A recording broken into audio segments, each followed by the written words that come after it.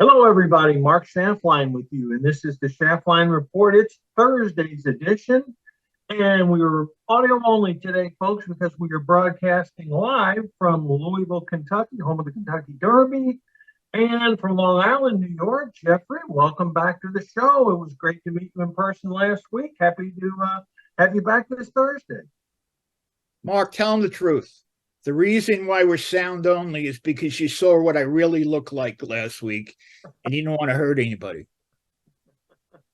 Well, it was great. It was a lot of fun down there in Florida. It sure was.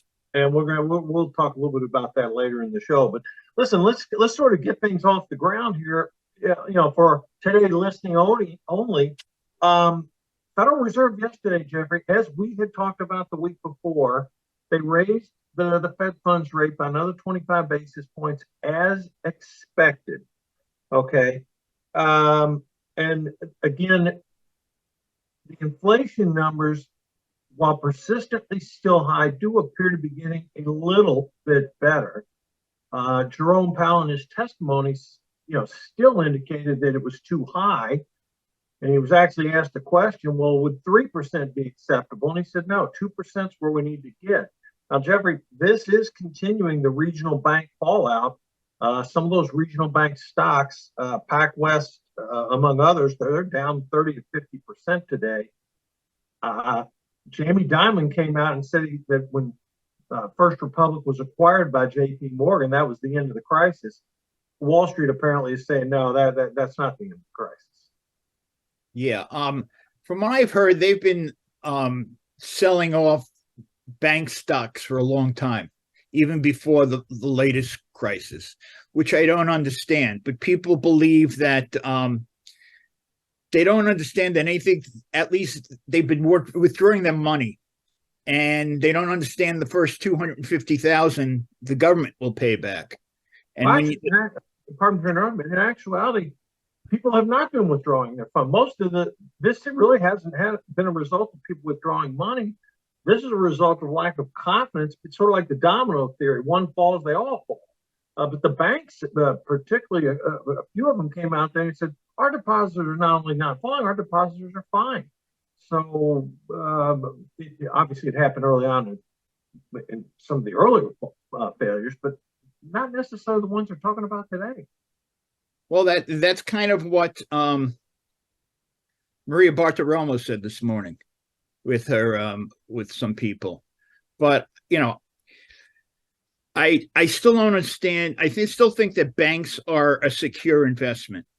I mean, people are putting money into fake coins. So banks are pretty secure, especially the big ones. Well, what's happening on Wall Street now? A lot of short sellers are piling into these bank stocks. There's false stories being put out there, in various media outlets. All of a sudden, with the speed with which stories are picked up on Wall Street, it's like instantaneous. Story pops, whether it's true or not. They shoot first and ask questions later, and then all of a sudden you create a panic with stock down 50%. Some of these short sellers haven't had to even cover because they go to zero on a couple of them.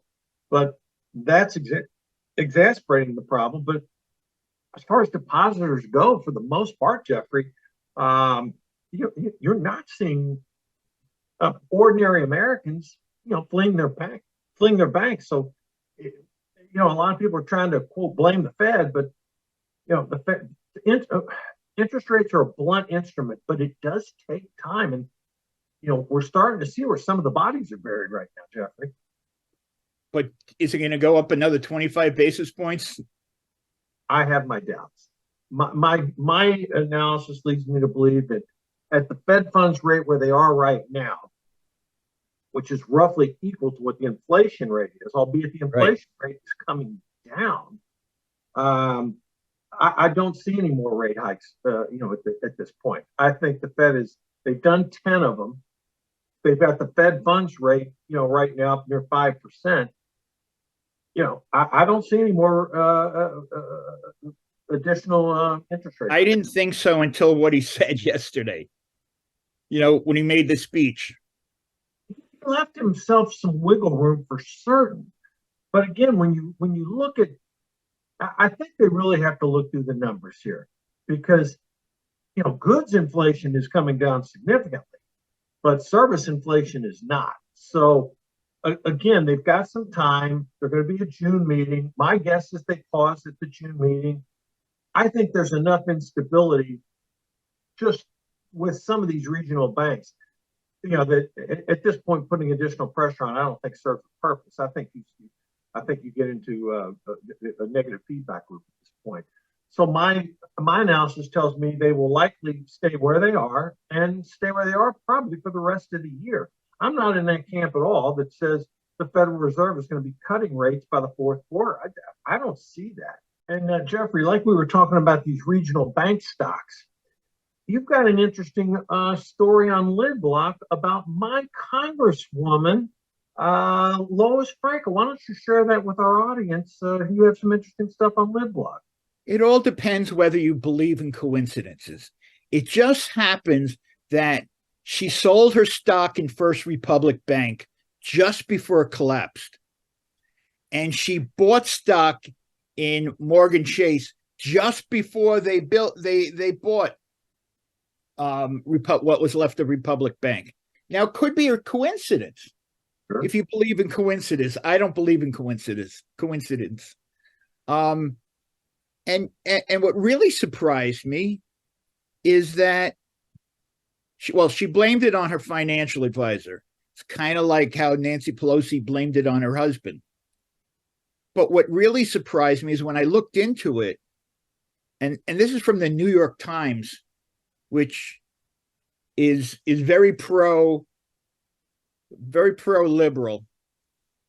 They did a study. They said 97 current senators or congressmen, and they checked because they show them on their income statements, but they don't show what's going on. But they reported trades by themselves or immediate family members in stocks or other financial instruments that were based on the committees they served. So if they were on the Armed Services Committee, they were investing in military stocks, military equipment stocks. It just seems like, why are they getting rich on stuff like that and we're not? It's interesting. If I did that, we'd be in jail. Yeah, it is interesting because I'll be interested to see if the Palm Beach Post picks up anything related to your article in Lidblog, because it could be coincidence. We're not convicting her of anything. That's not how our system works. A lot of people were advising to not continue owning Republic Bank as it started to fall. I don't know. It is suspicious, Jeffrey. I mean, to sell Republic and then buy J.P. Morgan Chase. Just before everything happened. Again, folks, we're not convicting her. We're not charging her. None of that. I think Jeffrey's just pointing out, in the article that right, all this happening. It's interesting. Two people in Congress of complete different backgrounds, AOC and Matt Gaetz, of complete opposite spectrum, were suggesting that members of Congress could not buy and sell stocks while they're in Congress. And, maybe mutual funds is okay, but it does create an issue. I'm going to be interested to see if the Palm Beach Post picks up on your blog. But anyhow, there's a book that's a couple of years old by Peter Schweitzer called Throw Them All Out. And it goes through all the investments made by members of Congress and how they ignore the rules. Well, we'll see if there's a follow through to this. Again, Frankel claims she did nothing wrong. We'll see if it goes anywhere. Let's talk about something really important, Jeffrey. Biden is, according to Mitch McConnell, Biden is basically missing in action on these debt ceiling negotiations. Now, yes, he's invited McCarthy to the White House. McConnell will be attending that meeting, as will Hakeem Jeffries and Chuck Schumer. But Biden has given no indication at all that he's willing to address this. And he initially had said, well, look, once the Republicans put out a budget, then we'll have something to talk about. Well, Republicans have put out a budget, and now Biden's position at the White House is no clean debt ceiling or nothing. Well, I think that's an untenable position. And frankly, I don't think it's going to last. McConnell did say that, look, right now, we have a Republican House, we have a Democratic president, and there's going to have to be a meeting of the minds and some compromises because right now, the Senate will pass whatever is agreed to between the White House and the House of Representatives, according to McConnell. But there is a bill out there. It's just Biden doesn't like it. And Jeffrey, he's not engaging right now. And again, there have been so many mistakes in the Biden administration. This could rank right up at the top and maybe exceed everything. Well, here's the solution. Split it in two. At the same time, they do they raise the debt ceiling and they do the budget slashes that the Republicans want, but they make it two different bills so Biden can say, "See, I told you, I'm not going to do it that way." There's obviously ways that it can be worked out. People on Wall Street are betting that it will get worked out. I'm not so certain this time. I'm optimistic that a deal will come together, but given that Biden's the president, I just don't know. I mean, everything this man touched, from the debacle in Afghanistan to these horrific spending bills, border lies. I mean, nothing. I can't think of a single thing they're doing that's frankly good. But McCarthy, he did the bill and he made very big print. Yeah. And make it easier for and change it so there'd be little words. Look, he's put together something that I think is a good framework for discussions, and let's see what happens with it, because that's the whole point. McCarthy has been asking for discussion for how long? Oh, for a while. But now, again, there is going to be a meeting. My point is, Biden's coming out saying, no, there'll be a meeting, but we're not going to talk about the debt. Come on, don't treat us as stupid. Of course they're going to talk about the debt because it's got to be resolved. And we have divided government. There's going to have to be some compromises here. Otherwise, isn't that up to Jean-Pierre? Boy, don't get me started on her. Look, let's move on to some other pressing business that is some serious stuff. The House Oversight Committee, they have subpoenaed, Jeffrey, the FBI over, basically, we'll call it the Biden bribery scandal, as referenced by a whistleblower to Representative Connor and Senator Grassley. Again, we're not going to go out on a limb and accuse Biden of doing something wrong here, but they have subpoenaed records from the FBI. And according to some knowledgeable sources, I mean, the FBI is sort of stonewalling the subpoenas. I mean, I don't think they're going to be able to do that. But if these allegations by this whistleblower were in fact proven correct, President Biden would be in a world of hurt. Yes. But I'll tell you something. When they started dumping Russia stuff on Trump, I didn't believe it till I saw it by myself. When they started dumping the Ukraine whistleblower on Trump, I didn't believe it until I saw it myself. I'm a little worried about this because I haven't seen it myself. I haven't seen the evidence myself. So did it happen? Yeah, it might have. But I can't, I won't. No, we can't accuse people. I won't bet any money on it.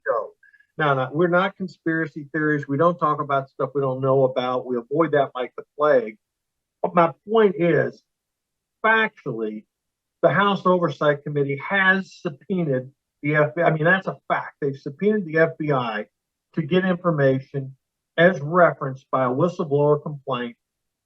Again, we don't know, and frankly, neither does Grassley or Representative Connor until they see the documents. And can't they make the document top secret so no one could see it?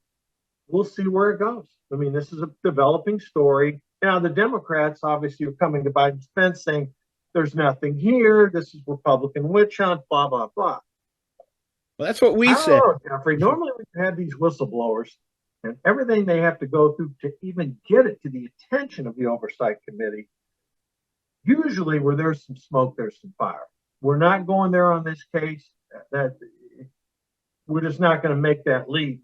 But the point of this topic to talk about is factually, the House Oversight Committee did subpoena the FBI over documents related to this. And, the things about Hunter and that might have gone to Biden all happened when he was vice president also. So the office wasn't squeaky clean. Well, again, let's not jump to conclusions here. Let's see what comes out of it. But folks, we are sharing it with you that the subpoena did take place. Now, speaking of the Biden administration, their comments about Jeffrey, this is like another whopper, John JKP, saying the border is secure. I mean, Jeffrey, even Kirsten Sinema, senator from Arizona, in a border state, says no, that's just simply not true. Our border is not secure. We got massive amount of illegal immigrants coming across, drugs flowing across that border. We've chronicled for show after show. Why do they come out and just tell whoppers to the American people?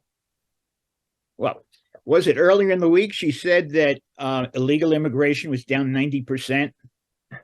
And then the next day she said, no, I didn't mean all illegal immigration. I only meant this illegal well, and she said it 90%, and she might have meant what it really was, but she said it in a way that everybody thought it was all illegal immigration. So, my thesis is she's a liar or she's not that smart, because nobody talks that way. And especially when it's an important issue. And everybody in the administration says, well, the border is secure. Yeah, the border is not secure, and it's an insult to the Americans' intelligence they would make statements like that. All right, another thing that just absolutely stuck out like a sore thumb. Did you see that story where the Navy used something called a non-binary drag queen to recruit people into the Navy? Good gosh. What the heck are they doing, Jeff? This is absolutely nuts. And the guy who shot bin Laden, O'Neill is his last name? Yeah. He came out and said, this is really stupid. Yeah, I mean, what idiot would come up with something like this in the administration? I mean, who in the Navy approves something like this? I mean, this is taking this. Well, look at what else they're doing. Instead of training, they have some of our potential soldiers in classes learning about how not to be mean to women. Now, they shouldn't be mean to women, but that's not what you spend time training soldiers on. We got Chicago, we have China ready to dump on us. We have Russia threatening us. Let's train them on that. Yeah. Well, look, it's not a good story, not a good look, but it is what it is. Now, let me ask you this, Jeffrey. We talked about some of these tough issues, but you had another article on LitBlog where you were talking about, is the U.S. edging towards socialism? There have been some commentators pro that, not that. What was your basic thought when you drafted that article? Well, here's my thought, okay? I've been, and other people have been blaming Biden and Obama for us moving towards socialism. And what I did after a little investigation is, really, it's been going on. The movement has been going on, for 100 years. It just accelerated with Obama and Biden. But it was little things like Woodrow Wilson, who was not only a far left president, but he was a racist. he wrote an essay about needing to teach kids about socialism in class, which is what we hear now, that schools are trying to co-opt our kids. The biggest line was this, it was community oriented. Men as communities are supreme over men as individuals.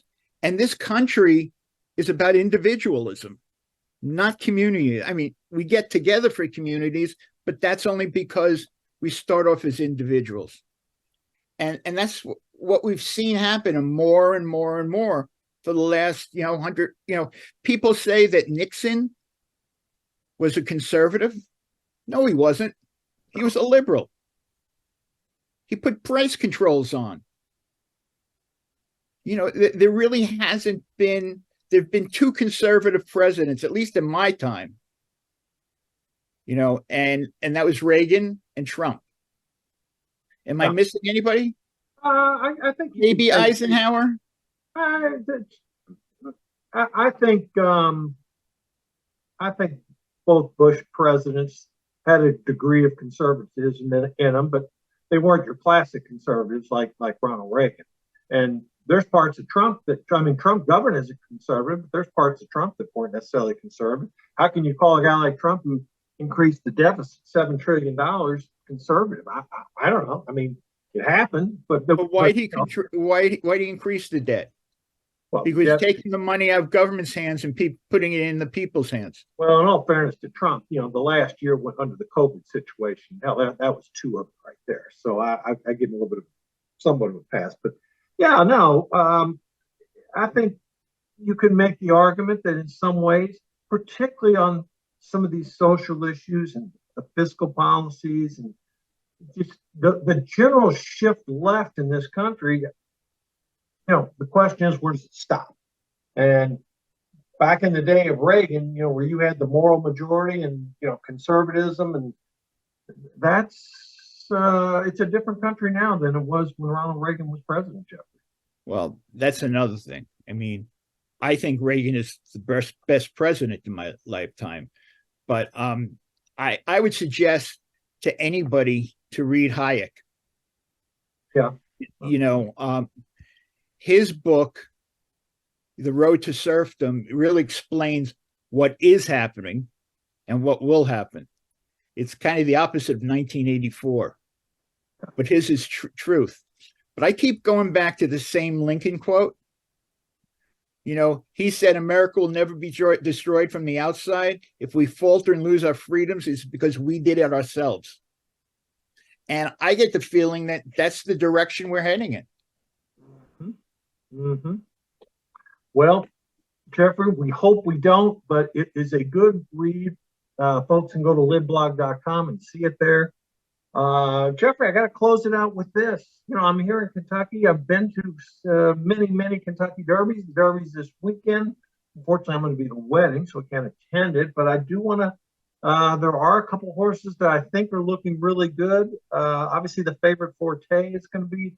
I think he'll hit the board. Angel of Empires, of course, I like a little bit. I think he's going to hit the board. And for you long shot players out there, there's a California horse that's been training up lights out, Reincarnate, possibly hitting the board. Last year we had the longest shot win the race. So Jeffrey, Kentucky Derby weekend should be a lot of fun at Churchill Downs. These horses. I don't know the first thing about them, but I love watching the Derby. Yeah, it'll be great. The weather's supposed to be very good, so there'll be 170,000 people at Churchill Downs. So here's to a safe race, and hopefully everything goes off without a hitch. So Jeffrey, here we go again. Face to face last week and via Zoom this week, folks. I know this is audio only today, but I want to thank you for tuning in to us. Jeffrey, always enjoy doing the show with you on Thursdays. Hopefully we can hit some exactas and trifectas this weekend. And folks, we'll share with you what happened on Tuesday. So Jeffrey, have a great weekend coming up. And you too. Thanks again, folks. And we will be back on Tuesday. And we will try to cut through and give you the straight scoop. Cut through both Republicans and Democrats. Let's do what's best for the country. All right. Jeffrey, see you next week, folks. See you That's it. next week.